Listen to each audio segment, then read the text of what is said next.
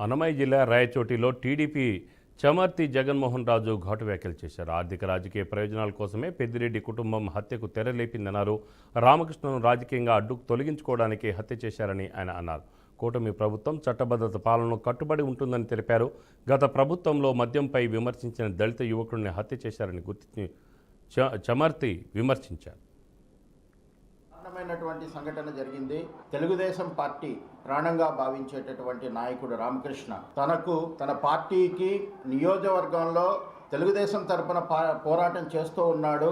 మాకు రాజకీయంగా అడ్డొస్తున్నాడు అన్నటువంటి ఏకైక కారణంతోనే కక్షపూరితంగా గతంలో 2 సార్లు దాడులు చేసి ఇవాళ ఏకంగా హత్యలకే పాల్పడ్డారు. పెద్దిరెడ్డి కుటుంబానికి అరాచకాలు చేయడం కొత్త కాదు. పెత్తందారి అహంకారానికి ఇవాళ జరిగినటువంటి చర్య పరాకాష్ఠగా మారింది.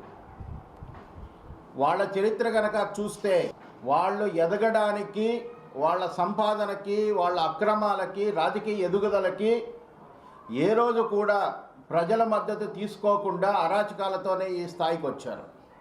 అయితే ఈ కూటమి ప్రభుత్వం చట్టబద్ధ పాలనకు కట్టుబడి ఉంది. మీరు చేసేటటువంటి అరాచకాలన్నీ కూడా కాస్త లేట్ అవుతుందేమో కానీ శిక్ష మాత్రం తప్పించుకోలేరు. ఎందుకంటే మా నాయకుడు చంద్రబాబు నాయుడు గారు ప్రతి ఒక్కటి చట్టబద్ధంగానే వెళ్ళాలి, అక్రమంగా వెళ్ళకూడదు అనడం వల్లనే మీకు శిక్ష పడడం తగ్గుతుందే తప్ప ఎటువంటి పరిస్థితుల్లో మిమ్మల్ని ఉపేక్షించేటటువంటిది లేదు అని ఖచ్చితంగా తెలియజేస్తున్నాం. దీనికి కారణం బాబు గారి దృష్టిని అభివృద్ధి వైపు నుంచి మళ్లించాలి. రాష్ట్రంలో శాంతి భద్రతలు లేకుండా చేస్తే కనుక బాబు గారి డైవర్ట్ అవుతారేమో అన్నటువంటి ఒక కుట్రపూరితంగా మీరు ప్రవర్తిస్తున్నారు. కాకపోతే కనుక అది పెద్ద విషయం కాదు.